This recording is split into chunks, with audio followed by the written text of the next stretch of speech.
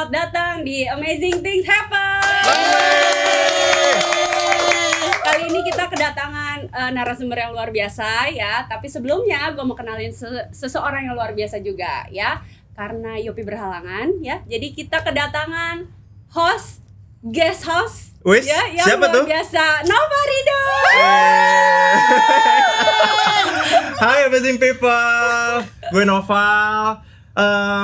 Kali ini gue mau nemenin cewek cantik, Cici cantik di sana, sama Ini cewek-cewek juga cantik deh. di sini. Nggak tahu kan, tapi gue udah pegang ini nih, Ci. Iya, itu Iya maksudnya kan? apa tuh? Gue dokter, harusnya. Harusnya dokter. Iya, harusnya gue dokter, gue udah narasumber. Ketahuan dong ya narasumber kita siapa ya? Profesinya ya. Udah dikasih gini duluan ya. Iya. Iya. Tapi sebenarnya kita memang spesial banget hari ini, teman-teman. So, Cigretvi boleh kali ya kita kenalan dulu sama Narasumber yang luar biasa hari Yoi. ini ya. Kita ada kedatangan Dokter Maria ya. Ada Dokter Elia dan Dokter Katia. Welcome. Saya di sini guest house, jadi saya mohon arahannya ya. Oh iya, nggak kebalik ya? Balik ya. Balik. Mohon maaf. Kita aja jadi host apa? Oke. Ci, by the way ya, Ci ya. Iya. Dari tadi aku duduk di sini kan udah sempet ngobrol-ngobrol juga sama dokter-dokter cantik di sini gitu ya. Ini semuanya gila loh. Backgroundnya tuh penasaran banget. Luar biasa ya. Luar biasa. Tadi ada yang dari mana, Dokter Elia? Saya dokter umum tapi ambil S2 hukum kesehatan. Dokter baru hari ini nyampe Jakarta bukan sih? Enggak, dari 2 hari yang lalu sih. Wah, 2 hari yang lalu. Emang dari mana, Dok? Dari Pati sebenarnya. Oh, Dari luar Pati. kota. Cici tahu Pati? Tahu. Nggak tahu. 3 jam dari Semarang. Oh. Tahu. dengan Semarang. Oh iya. Caranya Semarang. Tahu. Jujur aku tak sanggup itu. Siapa itu? Chris Pati. Oh, Iya. baiklah. Bentar aku cek jantung dulu. Boleh. Oh, masih Boleh. ada. Gimana? Makasih loh. Boleh. Masih ada jantung. Ini bloopersnya banyak ya guys. Oke, gimana, Ci? Ya kan. Nah, boleh minta informasinya juga, perkenalan juga dari Dokter Maria mungkin ya, dari background sama spesialisnya apa, Dok? Oke, saya Dokter Maria, saya dokter umum. Dokter umum. Awalnya saya bekerja di puskesmas kurang lebih 9 tahun. Wow, daerah mana, Dok? Daerah Kelapa Gading. Kelapa Gading. Oke. Kalau dari Dokter Elia tadi di ini ya, di Pati ya. Iya, betul. Ambil S2-nya apa, Dok? Hukum kesehatan. Hukum kesehatan. Iya. Hukum tapi kesehatan. Kesehatan ada hukumnya gimana tuh, Dok? Ada sih. Jadi sebenarnya mempelajarinya hukum perdata pidana, tapi untuk fokusnya lebih ke hukum kesehatan. Wah, Gitu. ini baru denger nih. Iya, sama. Iya kan? Berarti kategorinya hukum atau kesehatannya? Maksudnya dari jurusannya kedokteran atau dari hukumnya? Dari hukumnya. Oke. Jadi dia beriringan ya? Ya, betul sekali. Oke. Kalau Dokter Katia? Aku dokter umum, terus ngambil S2 gizi. S2 ya, bukan spesialis. Ini penjelasan panjang kalau misalnya mau jelasin lagi. Tapi pokoknya S2 gizi. S2 Apa aja? gizi. Magister gizi klinik.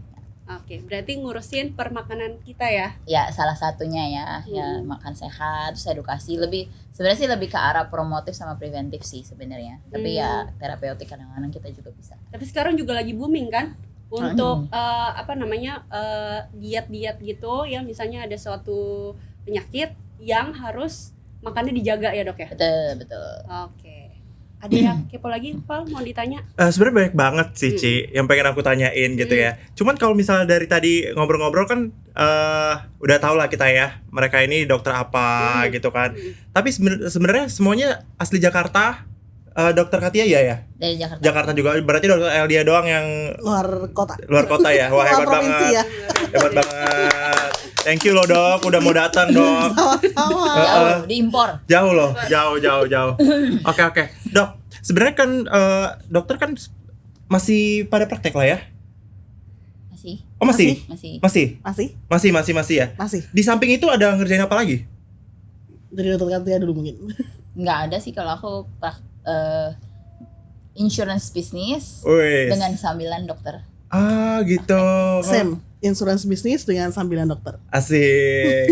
Kalau saya insurance bisnis dan ibu rumah tangga. Kalau dokternya kalau ada menggantikan aja. Oh gitu. Wah, keren banget sih.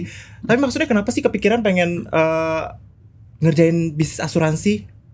Emang ada kesamaannya? Ya memang benar-benar sama sih, maksudnya di bidang kesehatan gitu ya. Cuman boleh kasih tahu kita, maksudnya kok mau sih gitu? Dari dokter siapa dulu? Dokter Dokter Gretvi mungkin? Gue SP aja. SP ya spesialis jiwa. Oke. Dokter Elia dulu deh.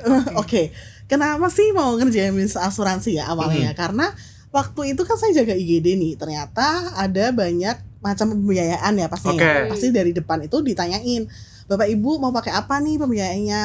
Asuransi kah, pakai askes kah, atau pakai biaya umum gitu. Nah, asuransi kan banyak macamnya ya. Dari situ saya penasaran sebenarnya sebagai dokter yang baru lulus ya. Kemudian saya belajar nih iseng googling dan sebagainya ya. Soal asuransi karena dulu belum ada ChatGPT nih 10 tahun yang lalu kan ya. Iya. Terus iseng-iseng kemudian belajar soal asuransi kok kayaknya agak seru ya gitu. Kemudian ada yang prospek, saya ambil asuransi sekaligus saya nanya, emang di sini ada bisnisnya ya, Kak? Oke. Gitu. Waktu itu Kak Theo yang nanyain dan nawarin kayak gitu. Ya udah akhirnya gabung. Gitu sih. Sama waktu itu kan baca ini ya, buku karangan Mary Riana ya.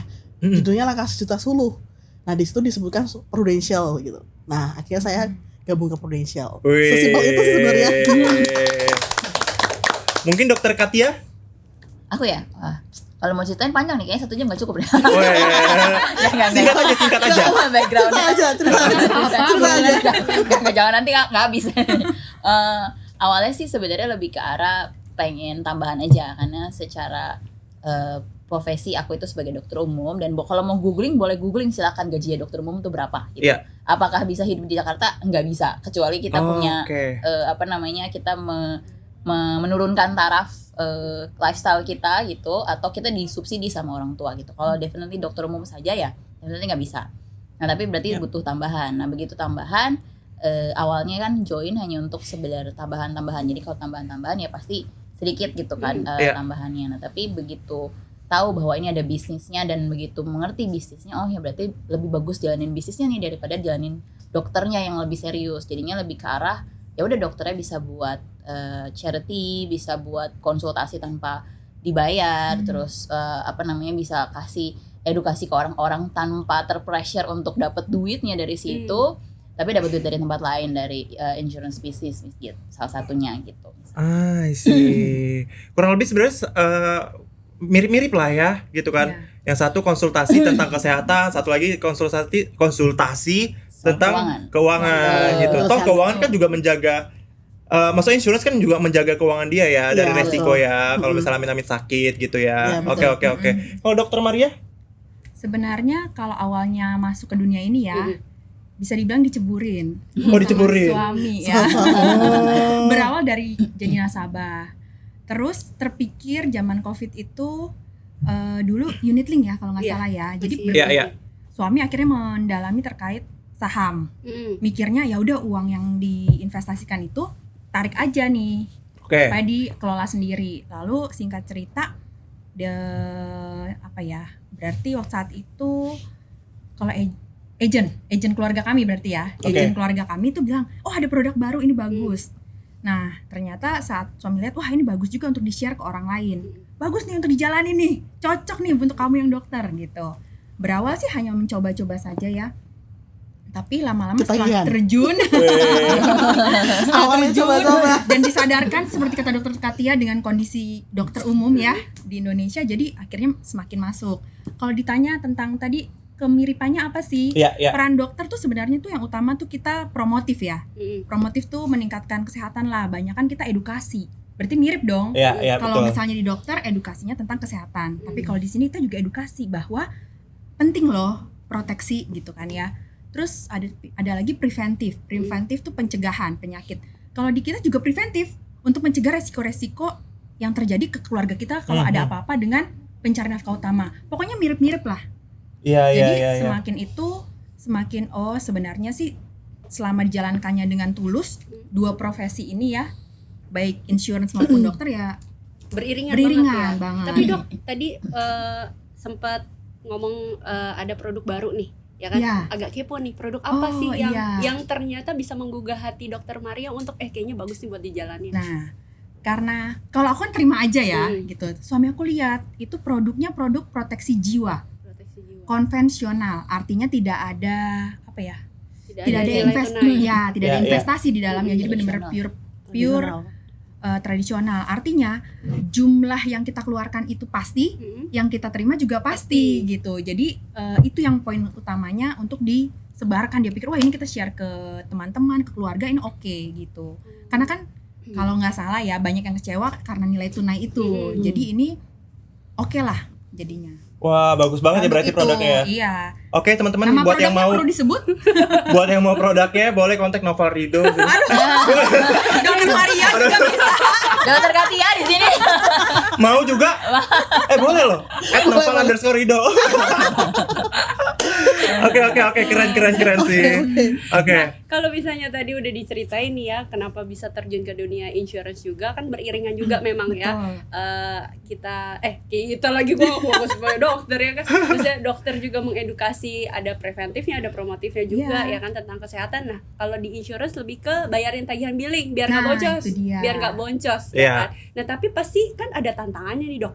Ya kan? Maksudnya gini, kalau misalnya pasien ya kan, nah dokter kan hanya sekedar edukasi kesehatan. Tapi gimana jam ini nih, Dok, ngomongin tentang insurance gitu. Ada tantangan nggak untuk jalanin ini beriringan? Kalau aku mulai duluan ya.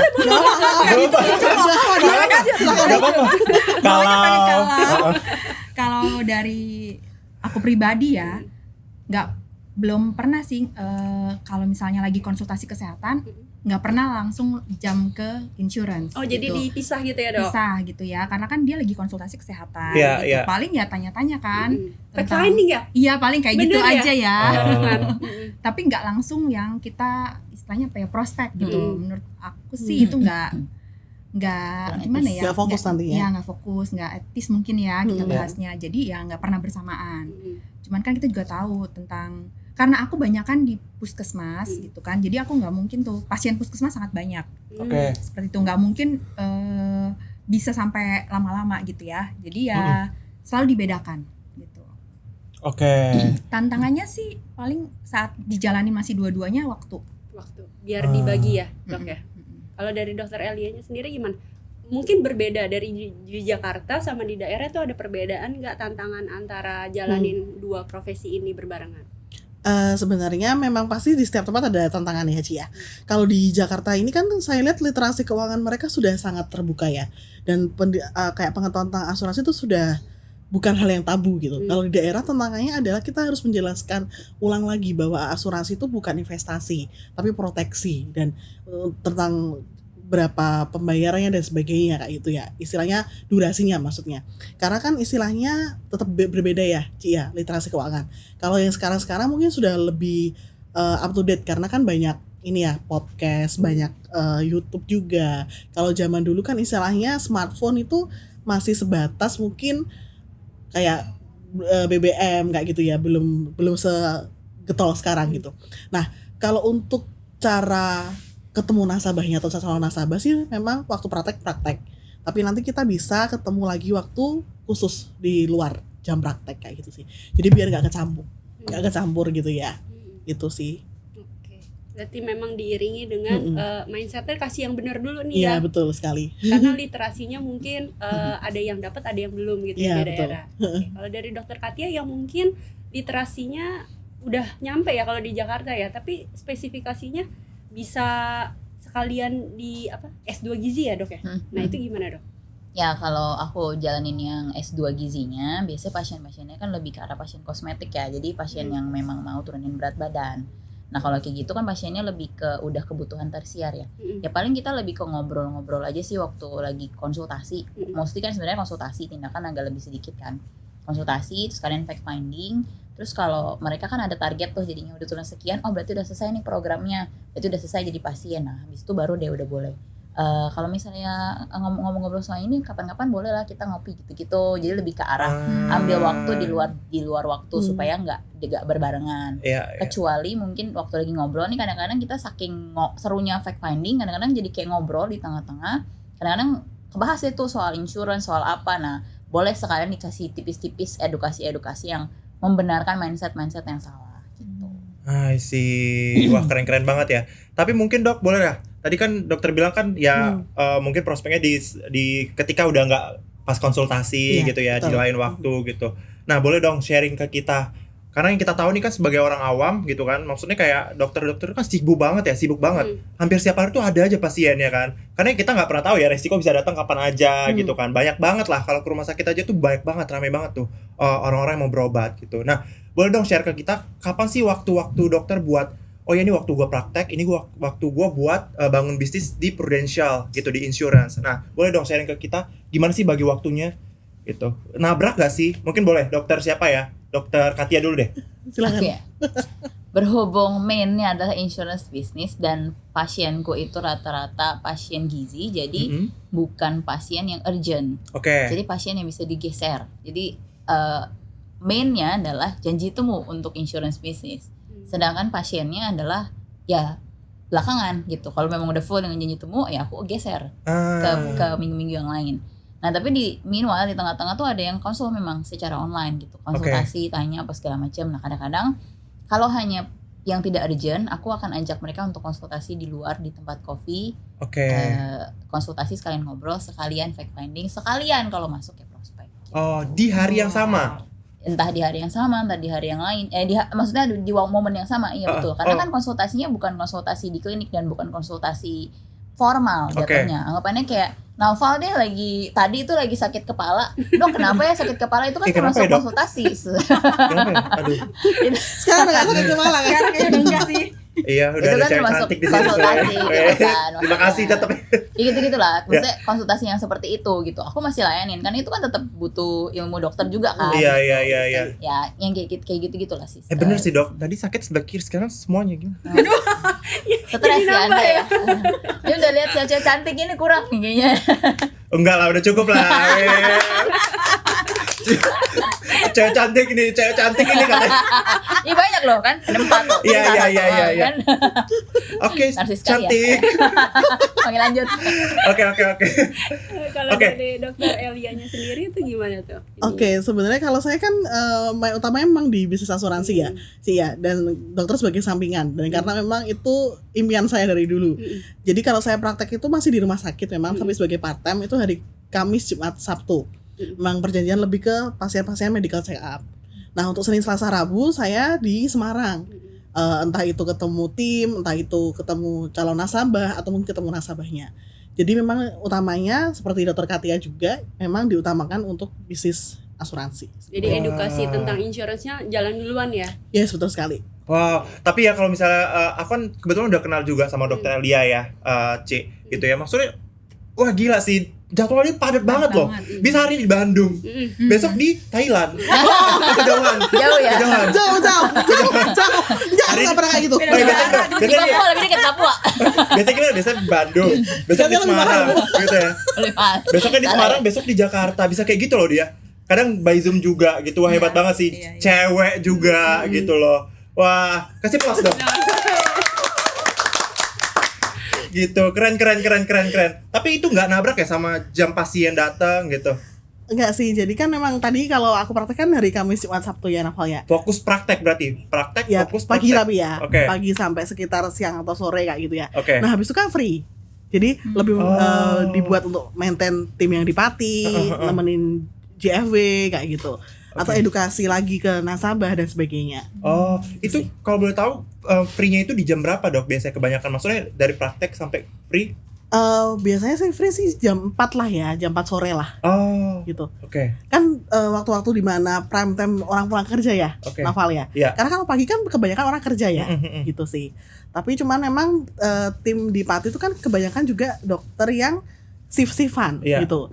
Sometimes ada yang jaga malam, saya bisa ketemu sore. Kalau misalnya dia jaga pagi juga, saya bisa ketemu sore atau makan siang nih. Gitu.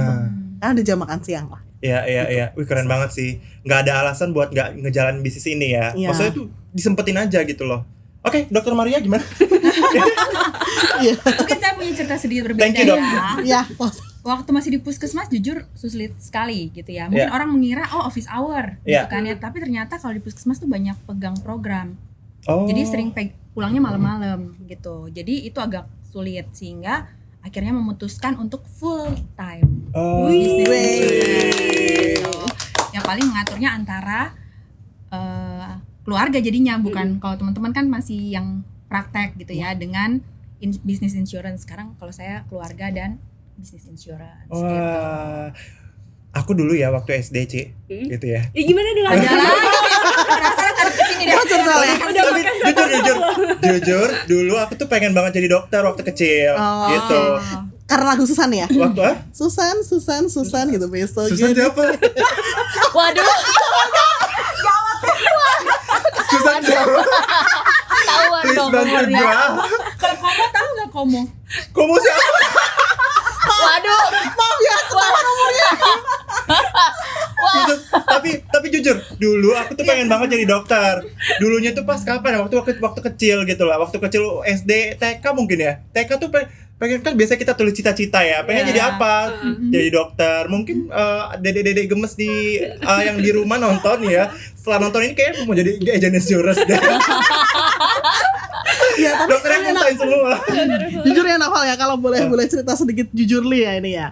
Kenapa sih saya pengen jadi pebisnis asuransi? Karena waktu dulu waktu saya masih jaga IGD, jaga ICU itu, setiap saya jaga itu pasien pasti banyak. I don't know why. Dan itu yang membuat saya nggak bisa tidur. Dan Kenapa? sedangkan hobi saya tidur. Oh. Karena baca pasien. mukanya rame Dan itu. pasien, ya. Saya nggak bisa tidur karena mikirin pasiennya. Oh, ternyata nggak bisa tidur karena rame. Ya, sebenarnya dari koas itu kan ini mitos entah fakta ya. Kalau mungkin sering nonton kayak hospital playlist atau mungkin kayak film Korea gitu, Iya, iya. kan ada mitos, ada dokter pembawa pasien, pasien. ada dokter yang auranya itu sepi pasien gitu. Nah, saya termasuk dokter yang Iya, punya betul. aura Ada yang- memanggil pasien gitu. Oh, ada gitu ya? Ada. Saya Ini sedikit mitos sih. Setiap jaga Oh, percaya rame. nggak saya percaya ya? kebalikan. Oh gitu? Saya kebalikan. Penangkap Saya jaga pasien sepi. Percaya nggak percaya, tapi itu terbukti waktu saya koas Naufal. Dari koas sampai saya jaga jadi dokter, officially dokter ya, yang jaga sendirian gitu ya. Nah di IGD, nah di ICU. Nah itu membuat saya nggak bisa tidur kalau jaga malam. Sedangkan teman saya yang jaga mungkin tipenya seperti Katia, itu pasien cuma 1-2, jadi bisa tidurnya nyenyak dan Iya, iya, bangun dengan iya, iya. cantik gitu ya. Oh. Saya nggak bisa. Habis jaga malam tuh saya pasti sangat-sangat ini drain banget, exhausted banget. Iya, iya, iya. Udah kayak orang habis nguli gitu lah. Iya dong. Nah, Enggak salah sih, bener. Kuli apa? Kuli manusia, pasien. Iya, benar dok. gitu. Dan istilahnya dari situ saya berharap banget bahwa saya pengen punya kerjaan yang saya bisa tidur dengan cukup. Nah, waktu itu saya ketemu sama Kak Theo, terus dikenalin sama Ko Hendro nih. Oke. Nah, Ko Pak Hendro Hendro ini ini FYI siapa dok? leader, Oh leader, oke. leader di Semarang ya. Oh oke. Nah, Ko Hendro ini berarti cucunya Ko Richard David ya. Iya. Kalau Richard Cucu- David siapa ini Cucu, dok? founder Amazing Oh, Team. Wonder Amazing Team. Oke. Nah, itu kemudian waktu mau jadian sama Ko Hendro nih ya kan harus siang.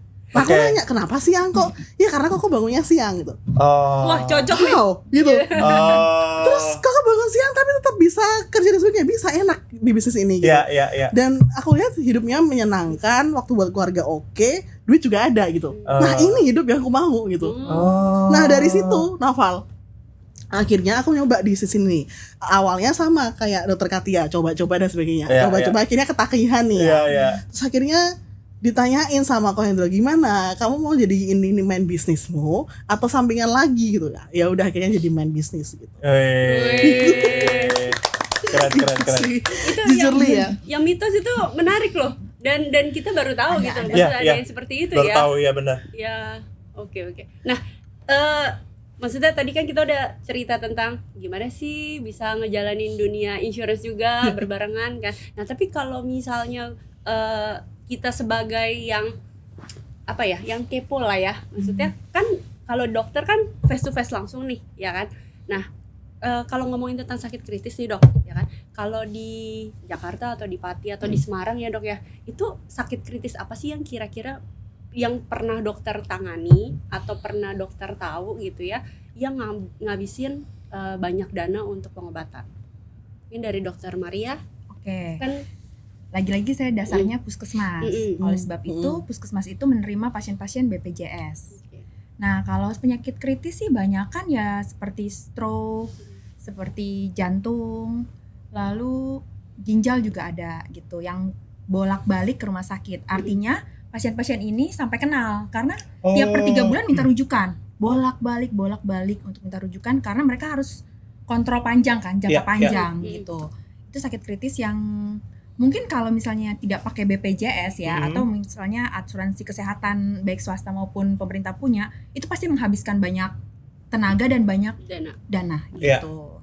Itu yang aku pengalaman ya di puskesmas. Mungkin dokter lain ada pengalaman yang Dokter lain. Elia mungkin kalau di daerah seperti apa, Dok? Kalau di daerah sebenarnya basicnya kan sama ya Ci ya. Kalau di puskesmas pasti pasien-pasien prolanis ya Dok ya. Program lanjutan penyakit kronis. Nah, untuk rumah sakit prolanis. Program lanjutan penyakit kronis. Dan itu biasanya kalau puskesmas istilahnya sudah tidak bisa menangani dari dokter Maria akan dirujuk ke rumah sakit nih. Nah, cuman kan memang saya fokusnya ke pasien medical check up ya Ci ya. Jadi lebih ke pasien-pasien yang sehat sebenarnya dalam tanda kutip. Dan dari perusahaan biasanya. Nah, kalau untuk sakit kritis sih kalau pas saya masih jaga IGD kan sekarang udah nggak jaga IGD lagi ya Ci ya. Itu seringnya saya dapat penyakit jantung. Ya, jadi serangan jantung yang awal-awal kayak gitu. Atau gagal ginjal seperti itu sih. Nah, ya yang sering datang ke IGD ya, yang istilahnya akut dalam artian harus segera ditangani kayak gitu. Gitu jadi sakit jantung. Berarti gagal ginjal. Kebanyakan orang awam tuh mikirnya stroke itu adalah gejala awal dari jantung. Itu benar apa enggak? Sebenarnya gimana, Dok? Coba dikonfirmasi. Kalau stroke itu kan pecah pembuluh darah ya, memang ya. Dan memang kita kenal stroke itu kan ada 2, penyumbatan sama perdarahan. Itu biasanya di otak ya. Kalau serangan jantung itu memang lebih ke serangan jantungnya artinya adalah penyumbatan pembuluh darah jantung. Nah, akhirnya tidak bisa berfungsi sebagaimana mestinya. Makanya ditandai dengan nyeri dada atau nyeri ulu hati gitu. Kalau stroke kan istilahnya bisa tiba-tiba pingsan seperti itu sih. Nah, bisa nggak dua-duanya terjadi ya? Bisa aja gitu. Nah, kalau untuk tadi sakit kritis yang dialami lebih ke itu sih ya, Ci ya. Jantung, gagal ginjal, stroke. Itu semua penyakitnya serem-serem ya? Ya, serem sih. Menghabisin duit banyak maksudnya. Dan menghabiskan uang banyak benar. Tapi kalau untuk dokter Katia sendiri kan memang spesialisasinya adalah dokter ahli gizi ya, Dok ya. Tapi untuk ini pertanyaan sedikit berbeda nih, ya kan. Jadi seberapa pengaruh sih, Dok, asupan yang kita makan nih ya? Saya foodies ya kan, suka makan apa aja ya kan. Nah, itu seberapa pengaruh sama kesehatan kita sih, Dok? Banyak sih ngaruhnya. Banyak.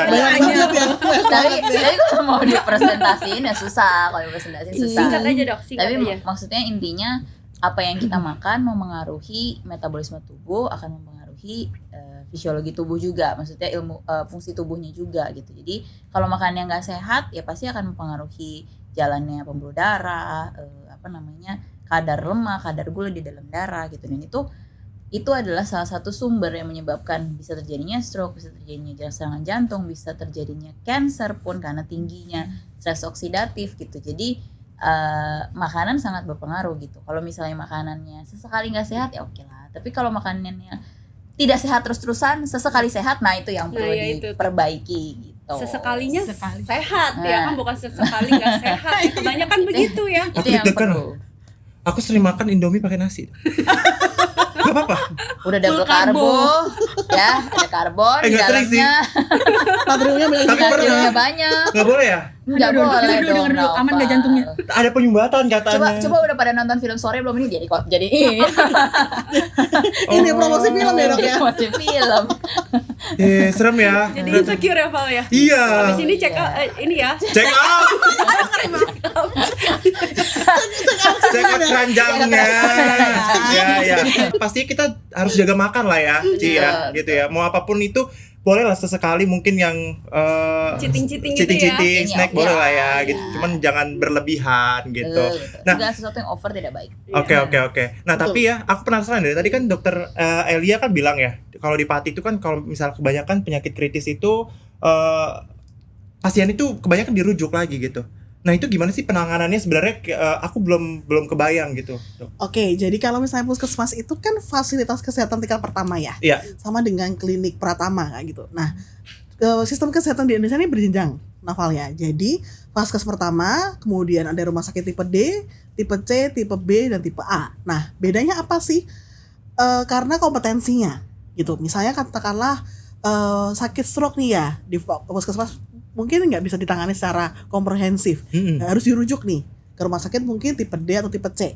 Nah kalau tipe C nggak bisa nanti baru dirujuk ke tipe B atau tipe A gitu. Nah untuk tipe rumah sakitnya sendiri ditetapkan oleh Kemenkes. Tergantung dari jumlah bednya, jumlah dokternya, ketersediaan spesialis-spesialisnya dan sebagainya. Nah kalau di daerah sebenarnya sama sih dengan yang di Jakarta juga ya, karena kan kita kesehatannya juga masih sangat seragam ya.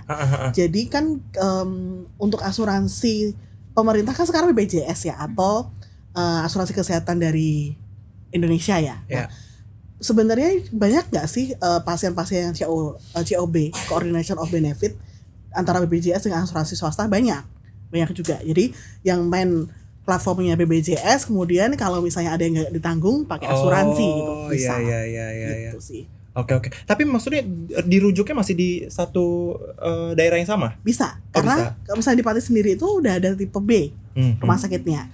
Kemudian kalau tipe B nggak bisa baru dirujuk ke Semarang yang tipe A. Oh gitu. Waduh.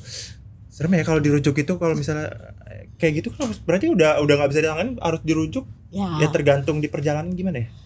Pasti akan didampingi oleh dokter dan perawat yang kompetensi. Pasti ada risiko kalau dipindahkan gitu ya. Iya sih. Tapi sebelum dirujuk kita akan pastikan bahwa kondisi pasien stabil dulu. Jadi nggak asal rujuk kayak gitu ya. Kita pastikan kondisi pasien stabil dulu, dilihat nih berapa jamnya, kemudian alat-alat yang di dalam ambulans itu. Ini kalau nonton drakor ya, kan saya juga drakornya. Entah itu Hospital Playlist atau Dokter Romantik itu memang ya segitu, memang seperti itu gitu. Ya. Tapi memang istilahnya kita harus lihat dulu kondisi pasiennya kayak gimana. Tiap penyakit beda-beda. Gitu sih. Itu kan dari luar kota ya dok ya. Ya betul. Nah kalau di kota Jakarta sendiri nih, mungkin Dokter Maria, penanganan kanker di Jakarta tuh udah oke atau gimana dok? Kalau sepengalaman dokter? Kalau yang saya tahu ya, karena kan saya dasarnya dokter umum. Kalau penanganan kanker sih sudah semakin berkembang seperti itu. Tapi perlu diketahui bahwa jumlah penderita kanker tuh makin hari makin meningkat, bukan makin menurun gitu ya. Berarti resiko untuk terkena kanker sebenarnya makin meningkat. Bahkan ya menurut, kalau aku baca di websitenya Kementerian Kesehatan, tahun ini aja tuh udah ada 400.000 penderita kanker. Wah. Ya, dan setengahnya itu meninggal dunia. Dan diprediksi ini yang dari website Kemenkes ya, tahun 2050 bisa meningkat sampai lebih dari 70%. 2050? Kurang berarti lebih 25 tahun lagi. Iya. Kalau tidak ditangani atau preventifnya tidak ada ya, tidak dijaga, sama satu lagi kita tidak deteksi secara dini. Ya kan? Deteksi dini, screening lah gitu di awal. Nah, kalau itu menjadi concern pastinya di dunia kesehatan, terutama pasti pembiayaan, ya kan, pembiayaan. Kalau di sekarang aja pembiayaannya aja kurang lebih 1M ya dok ya untuk kanker, minimal itu, bahkan bisa lebih seperti itu. Karena kan kalau pengobatan kanker bisa dioperasi, itu pasti biayanya besar. Kemoterapi, radioterapi, target terapi, benar. Pinter, ke dokter Noval. Saya lupa, saya dokter. Iya, benar. Yang setahu aku yang paling mahal sekarang imunoterapi. Iya, imunoterapi. Iya, jadi tuh apa ya istilahnya, kalau semuanya mengandalkan asuransi pemerintah sih, menurut aku beban pemerintah luar biasa pasti. Iya, betul sekali. Gitu. Jadi ya kalau di Jakarta sudah maju sih sebenarnya untuk pengobatan kanker gitu sih. Udah maju tapi diikuti dengan biayanya luar biasa juga ya dok ya. Betul. Jadi memang udah harus kita menyadarkan dan edukasi ke masyarakat yang lebih luas ya untuk insurans ini gimana ya dok ya. Gitu. Bahkan di Semarang, di Solo dan di Jogja itu juga sudah tersedia kemoterapi. Di rumah sakit apa? Tipe A, tipe B? Tipe A sama tipe B. Tipe A dan tipe B. Jadi memang sudah lebih turun lagi ya ininya ya, sudah lebih banyak menyebar ya. Lebih maksudnya dari bukan hanya di rumah sakit pusat aja ya, betul. tapi sudah ke daerah-daerah juga ya dok ya. Betul sih. kenapa saya tuh maksudnya udah menyebar gitu, keren berarti Fasilitasnya menyebar, penyakitnya pun ikutan menyebar. Pemerataan ya. iya bener maksudnya ya itu maksudnya udah menyebar gitu loh. Gue hari ini podcast sama Vidi kayaknya ya. Terpaksa aku mencintai. Oke, tapi ya dokter ya, aku penasaran deh, maksudnya kayak ada nggak sih, pernah menyaksikan nggak sih keluarga atau pasien langsung gitu kan yang sangat terbantu dengan adanya insurance, atau bahkan malah sebaliknya gitu loh? Dari siapa dulu nih? Dokter Maria? Dokter Katia? Boleh, dokter siapa ya? Dokter Grafi lagi? SP aja ya. Gua dokter Elia dulu lah, dokter Elia lah. Ya. Oke, kalau saya sering banget ya, Naval ya, dan ini cerita dikit. Jadi mama saya kan istilahnya pengguna asuransi Prudential ya dari 2014. Dan beliau sehat sekali. Beliau tidak pernah masuk rumah sakit kecuali untuk melahirkan saya dan adik saya nih. Tepatnya 2019 beliau didiagnosis spondilitis TB. Itu apa sih? Jadi itu penyakit langka sebenarnya, TBC yang menyerang ke tulang. Oh, ada ya? Ada. Oke. Nah, TBC itu kan istilahnya kuman ya, dan bisa jalan-jalan kemana aja, suka-suka dia istilahnya mau menetap di mana. Banyak duitnya ya, bisa jalan kemana-mana aja. Penyakit. Oh, penyakit Gitu ya. Oke, banyak duitnya. Iya bang, habisin duit banyak. Nah, serius. Ini virusnya berjalan. bakteri. Oh, bakteri. Mycobacterium tuberculosis namanya ya. Nah, terus kemudian pas di almarhum mama saya itu ini kena ke tulang belakang, akhirnya bikin lumpuh nih. Nah, dari 2019 itu menghabiskan sekitar 3M. Banyak banget ya. Melebihi dari sakit cancer atau jantung ya. Dan ternyata sepenting itu asuransi. Seperti itu, dan itu yang saya alami ya. Dan klaim terbesar yang pernah saya tangani adalah klaim almarhum mama saya sendiri. 5,5 tahun berjuang dengan spondilitis TB. Gitu. Dan segala komplikasinya ya, entah itu ulcus decubitus, hipoalbumin, anemia dan sebagainya kayak gitulah. Nah, untuk yang nasabah yang saya tangani baru-baru ini, yang klaimnya itu adalah karena kecelakaan nih, Naval.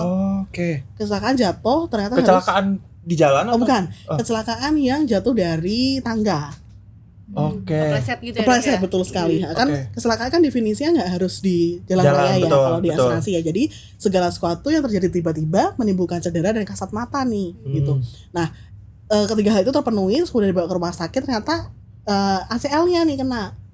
Operasi habis sekitar 350 juta dibayarin sama Prudential gitu sih. Jadi sangat Ya. Gitu. Oh, berarti pengalaman sangat inilah ya dok ya, maksudnya banyak banget pasien tuh terbantu ya dengan ada insurance ya, gitu ya. Oke, kalau dokter yang lain mungkin secara singkat ada pengalaman mungkin ada yang kebantu banget gitu dengan adanya insurance atau malah sebaliknya gitu. Kalau pengalaman klaim belum ada ya, maksudnya pengalaman klaim yang gede banget sampai ditanganin gitu sama insurance, tapi lebih ke arah pengalaman sebaliknya yang nggak punya.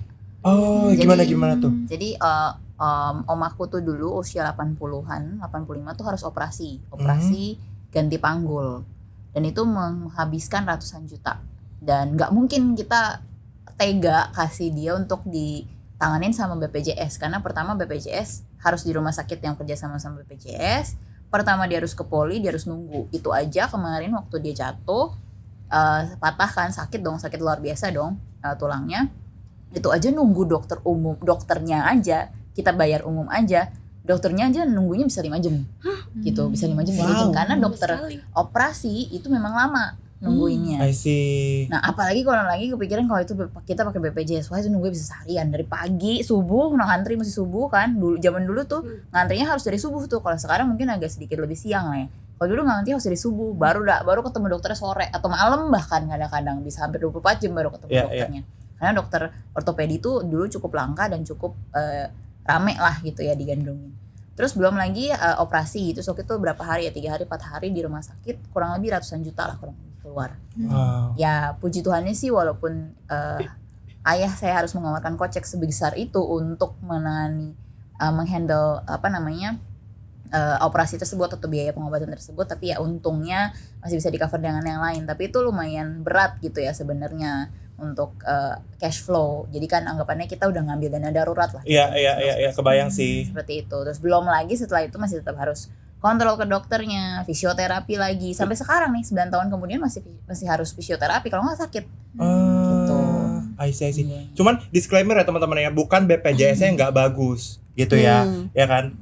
Toh banyak juga yang orang terbantu dengan BPJS gitu. Cuman ya memang kita harus ngikutin nih, ada peraturan-peraturannya. Ya memang kita kenyamanan lah ya. Bicara lagi balik lagi ya, Pilihan kenyamanan ya. juga, pilihan juga gitu.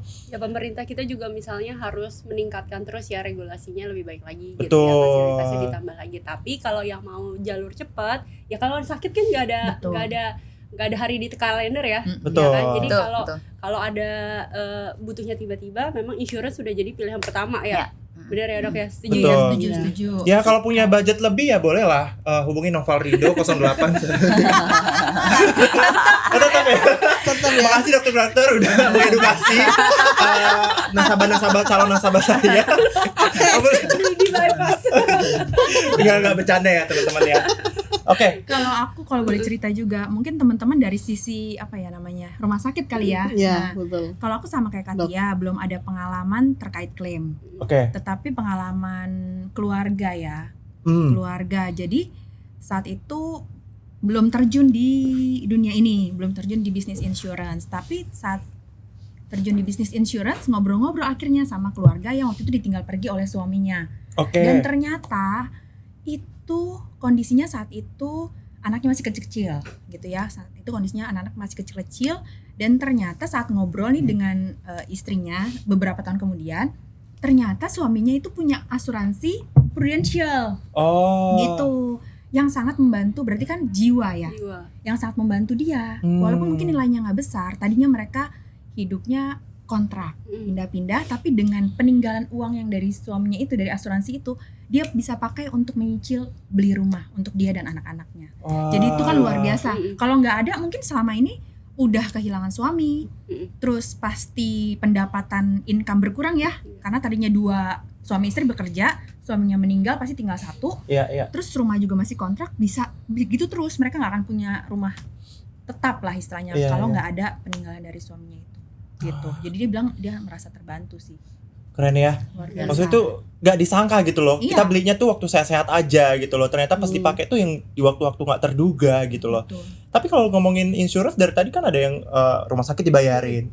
Ternyata meninggal juga dibayarin. Mungkin ada lagi lapisan yang di tengah-tengah, ada gak sih dok? Ada, dan itu kemana saya pas ngurus mama saya juga, kan saya belikan polis untuk sakit kritis ya. Oke. Ada. Gak berdoa untuk itu dipakai ya, Ya. Noval ya. Dan ternyata waktu mama saya lumpuh itu, ternyata kelumpuhan itu masuk ke definisi sakit kritis dari asuransi. Kalau sakit kritis menurut kita semua secara medis kan beda ya, dok. Iya. Beda. Harus masuk ICU dulu lah, pasang ventilator dulu lah dan sebagainya. Tapi asuransi sakit kritis yang di Prudential itu memang definisinya kalau sampai kehilangan fungsi ekstremitas, atau misalnya di sini kaki ya, atau anggota gerak kayak gitu. Jadi cair. Dan itu sangat membantu kami juga. Cair maksudnya uang keluar gitu ya. Iya, Wah. Keren. Nah dok, ya tadi kau udah cerita nih tentang pengalaman klaim, pengalaman waktu masih praktek juga ya kan. Nah tadi sih sebenarnya udah di-spill dikit, tapi boleh mungkin diceritain lebih detail lagi. Kan misalnya beririsan nih dok ya antara insurance sama prakteknya juga ya. Nah itu ada etika-etika yang misalnya biar nggak bertabrakan nggak sih dok? Yang dari dokter. Iya. Yes.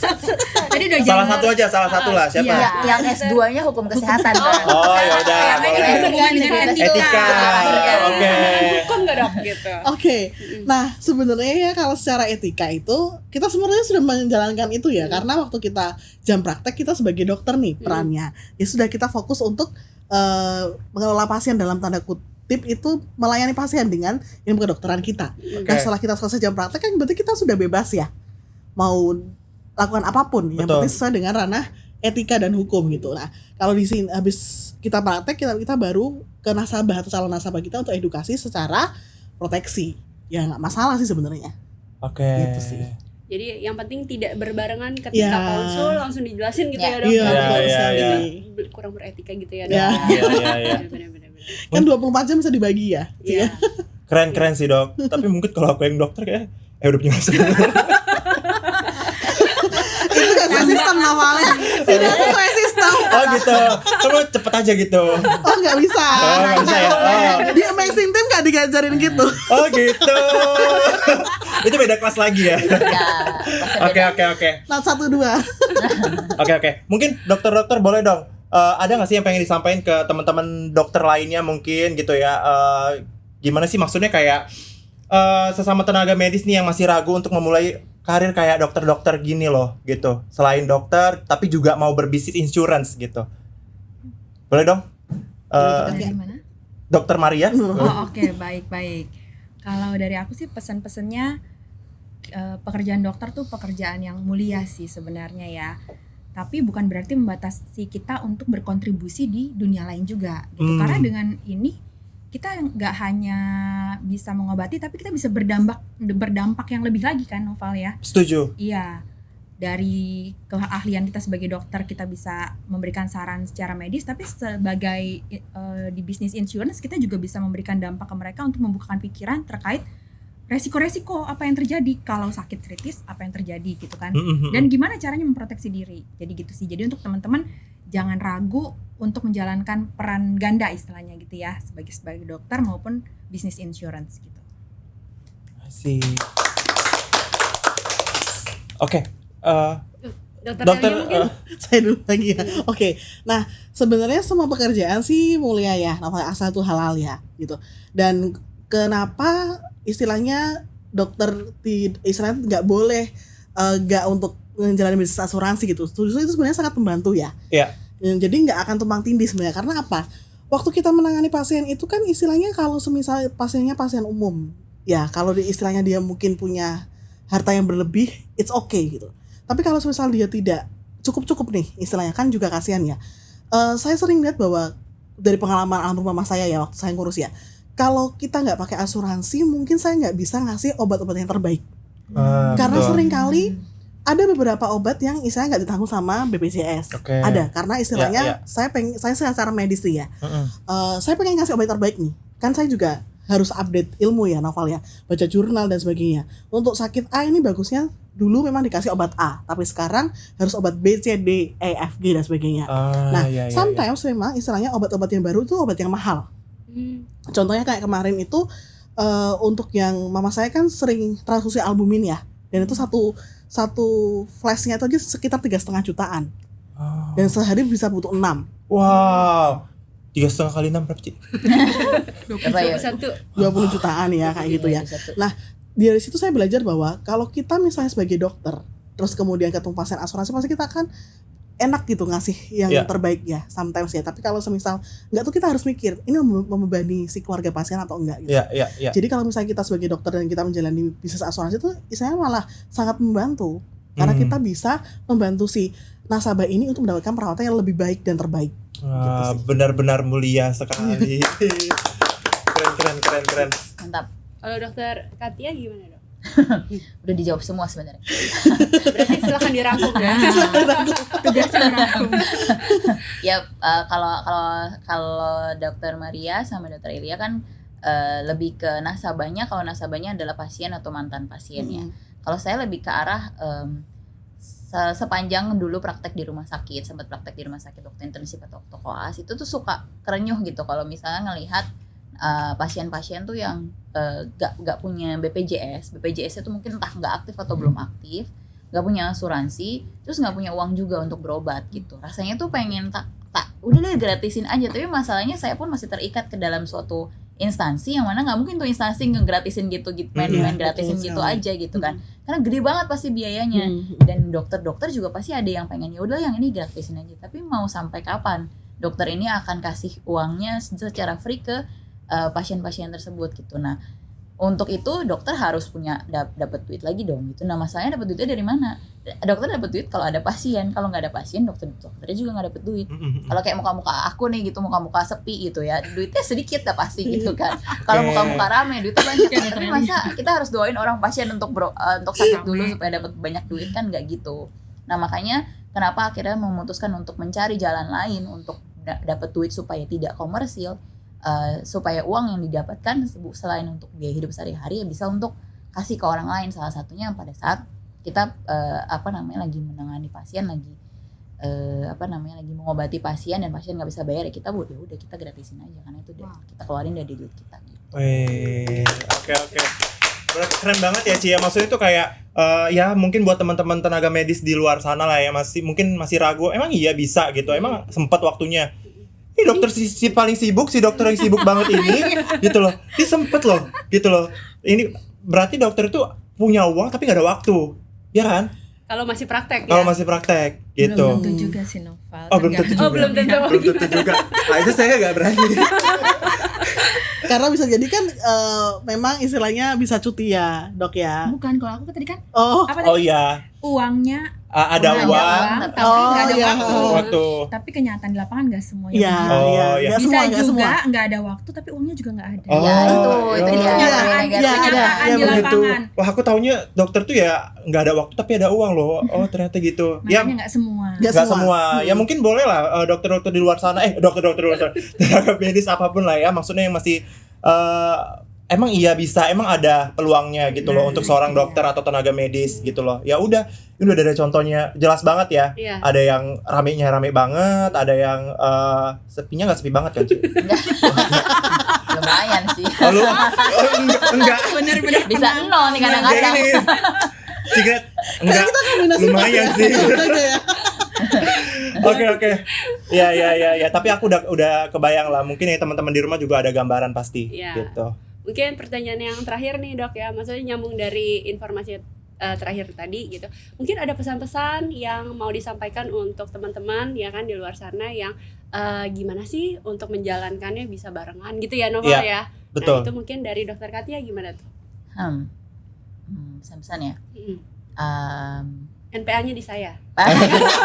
Bener sih Kak. Buat ya, Katia Safira ya. Tadi Noval Kenapa jadi rebut lagi? Salah ya. Gini. Ini lebih ke menyemangati orang, bukan rebutan begini ya. Oh iya. Oke, kalau gitu boleh dong kasih kata semangatnya yang tadi gimana supaya ini. Ini aja lebih ke mindset lah, nggak usah ragu. Mindset kita edukasi, kita adalah edukator. Kita edukasi di bidang kesehatan, tapi kita juga edukasi di bidang proteksi keuangan, yang mana kita tahu keuangan dan kesehatan memang berbarengan gitu, maksudnya berhubungan gitu. Kesehatan yang agak sulit tanpa uang juga nggak bisa kita kumpulin kalau nggak sehat gitu, jadi vice versa gitu. Jadi intinya nggak usah ragu, ya tetap jalanin aja. Kalau emang bingung jangan lupa tanya leadernya. Mantap. Kalau Dokter Maria mungkin gimana Dok? Ada pesan-pesan nggak buat teman-teman kita yang masih kayaknya ragu nih, atau ada kata-kata semangatin mereka gitu? Untuk teman-teman yang masih ragu mungkin seperti ini ya. Kalau saya prinsipnya peluang itu mendatangi kita. Gitu. Karena banyak orang yang mencari peluang tapi nggak datang-datang atau nggak dapat. Jadi saat peluang itu, peluang bisnis atau seperti ini datang kepada teman-teman, mungkin jangan ragu untuk diambil gitu. Karena belum tentu peluang itu akan datang kembali. Jadi jangan ragu untuk terjun ke peluang bisnis ini. Business insurance di Prudential Amazing Team. Nambahin dikit. Dokter Maria. udah diklaim duluan. Nggak bisa, Ci. Nggak, nambahin dikit. Oh, apa tuh? Karena di dalam peluang ada uang, bener gak Dok? Oke. Tapi sambil nunggu peluang datang mungkin ya boleh usahanya juga kali ya, sambil dibawa doa ya nggak sih Dok? Iya. Oh, iya. Maksudnya kan untuk teman-teman yang masih ragu, berarti kan saat ragu peluangnya udah datang. Iya benar. Oh iya Itu betul. Kan, itu Benar, untuk teman-teman Oh iya yang ragu, betul. kan? Iya. Kecuali ya nggak sih? Iya benar. Salah. Nah, bentar lagi kita konsul ya. Benar. Konsul sama pasien nih selanjutnya saya dokternya. Oke, Dokter Elia gimana Dok? Oke, buat teman-teman yang masih ragu di luar sana, sebenarnya jangan khawatir untuk kita nggak bisa praktek ya dalam menjalani bisnis asuransi ini ya, karena sebenarnya di sini kita temukan life balance ya. Istilah kita bisa mengatur kapan kita kerja, kapan kita istirahat, kapan kita ketemu keluarga, kapan kita traveling, kapan kita tidur bahkan. Ya, yang istilahnya saya menemukan hidup yang saya inginkan itu setelah ketemu bisnis asuransi sih. Gitu. Karena kita bisa fleksibel ya Ci ya untuk kerjanya ya. Kapan mau praktek, kapan mau ketemu nasabah, kapan ngurusin klaim kayak gitu. Jadi ya I love my life gitu. Yang sekarang Dan bisa tidur juga ya dok? Iya, betul sekali. Nggak diganggu pasien Iya ya dok? betul sekali. Karena kalau misalnya kita lagi tidur tuh kemudian ada telepon dok, ada pasien gitu kan pusing ya. Iya. Iya nggak sih? Pernah ngalami ya Ci? Ini pusing Iya. urusan. Oh gitu. Bisa aku kalau jaga nggak tidur malah emang sengaja. Gak gitu biar nggak Kalau pusing. lagi jaga. Oh kalau jaga Sengaja walaupun nggak sepi tidur. ya. Iya, Dok? walaupun sepi. Oh, iya. Tanya krik. Iya. Oke oke. Mungkin kalau dari pesan-pesan untuk dari dokter Noval nih gimana nih? Yang dia tadi pegang stetoskop terus gitu ya? Saya takut soalnya jantung saya masih aktif ya. Ini otak masih jalan ya. Masih enforce. Masih enforce. Apa itu enforce? Oke. Ci, udah banyak banget lah tadi kita nanya-nanya ya Iya. sama para dokter ini gitu ya. Keponya Mungkin udah terjawab belum Noval? kurang lebih sih terjawab sih. Mungkin nanti ada beberapa penyakit yang saya pengen konsultasi gitu. Iya langsung. Biayanya di sini ya. Biayanya di sini. Rate-nya per jam. Oh. Per jam. Iya, Mahal iya, banget iya. dok. Per jam. Salah ya. Oke. Thank you loh dokter untuk informasinya dari tadi. Oke. Nih sedikit dirangkum ya. Boleh. Biasa Terima banget nih kasih. perspektif yang udah kita dapat nih dari dokter-dokter amazing team. Ada Iya. dokter Maria, ada dokter Elia, ada dokter Katia. Boleh kasih aplausnya teman-teman. Weh. Jadi ternyata yang menjadi dokter dan agent insurance itu bukan pilihan yang sulit, Iya. ya kan? Betul. Dan Setuju. bisa dijalankan berbarengan, ya. Iya. Tinggal kita fleksibilitasnya itu ya dok yang bisa kita mainin ya dok ya. Kadang kalau misalnya lagi ke pasien, nanti abis itu nanti kita janjian lagi, bener ya dok ya, gitu. Nah, Setuju sih, Ci. nah kalau dari Novel sendiri mungkin? Aku setuju sih sama Cici. Ya mungkin karena ini adalah cara baru untuk seorang dokter lah ya. Maksudnya ini peluang bisnis juga gitu loh. Jadi nggak sekaku itu juga kehidupan dokter sebenarnya gitu. Nah, ini juga ngajarin kita bukan cuman nyembuhin tubuh doang gitu loh ya. Tapi nyembuhin apa? Dompet juga ya nggak sih?